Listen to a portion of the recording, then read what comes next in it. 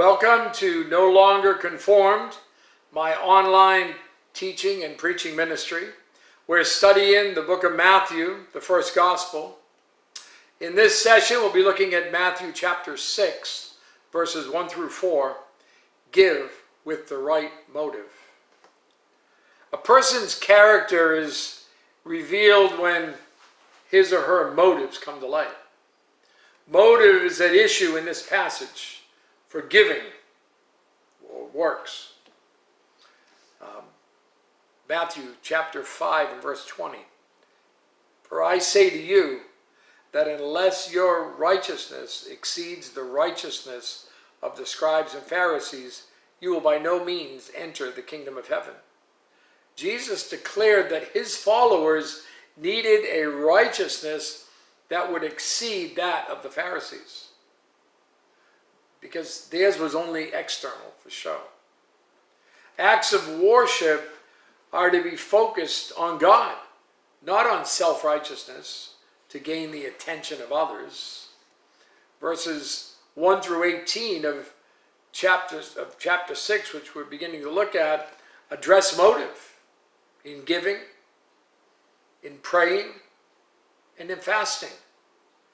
And Jesus gave two commands in this passage, our text for this session, regarding the discipline of giving. First of all,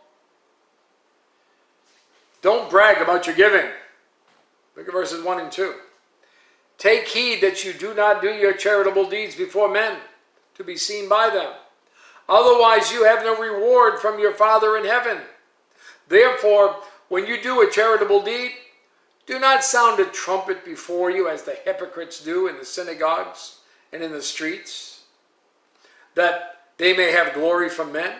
Assuredly I say to you, they have their reward. Righteous deeds done for personal honor do not impress God. What is your motive when you do works for the Lord? Whose approval do you seek? God's or man's? It is bragging on your own generosity and enjoying the praise that it attracts. Why do it? Hypocrites equals, the word hypocrites equals actors or pretenders.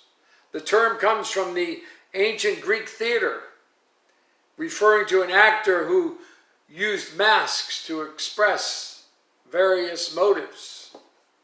In the New Testament, it describes a person who is self-deceived and seeks to deceive others.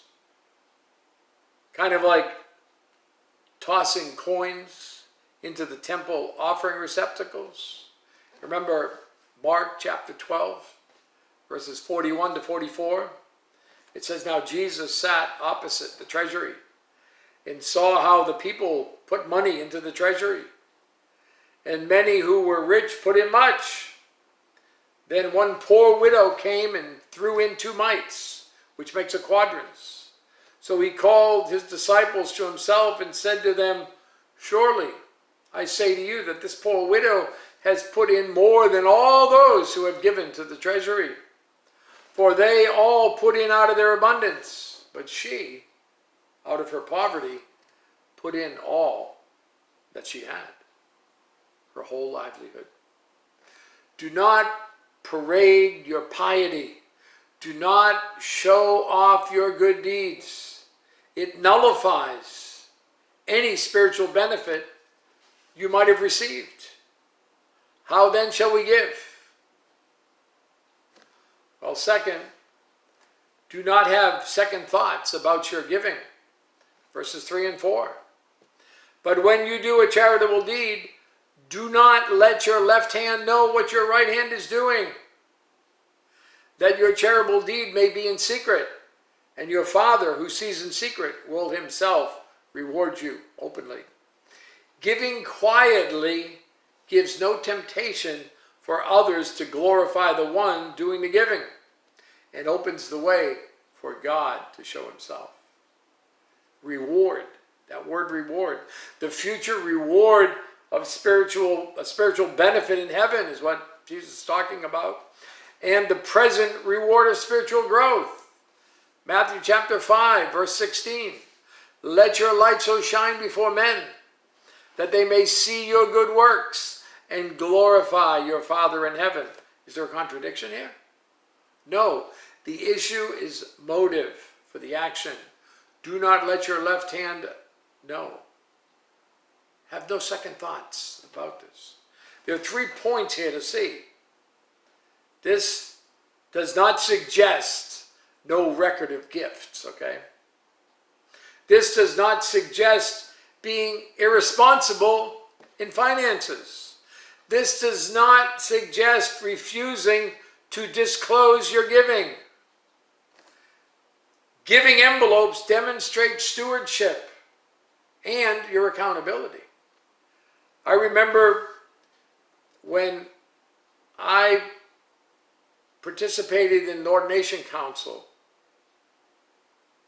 to become ordained to the ministry, pastoral ministry. The process is that they'll set up a council of pastors and deacons and other spiritual men, and they will then interrogate or question you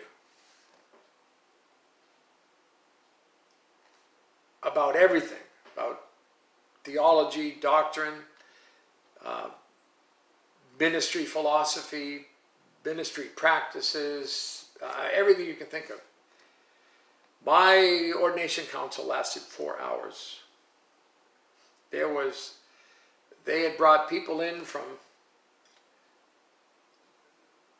the 2 previous churches that I had been a part of before I moved to different places in town. And all of those from where I was at the time. The interrogator's question that he had regarding my giving was an important issue. And let me tell you, it's an important issue to those who aspire to leadership in the church at any level, pastor or not. This is what he said, his question. If I looked at the financial records of the church, would I find demonstration that you are committed to tithing? I just have a question. How could it have been proved without a record? God is omniscient. He sees all. And your Father, listen, who sees in secret, will himself reward you openly. Give as a response of love for God's glory, not for your own. Jeremiah chapter 17, verse 10. I, the Lord, search the heart. I test the mind, even to give every man according to his ways, according to the fruit of his doings. Hebrews chapter 4, verse 13. And there is no creature hidden from his sight, but all things are naked and open to the eyes of him to whom we must give account. The right motive. You have a great day.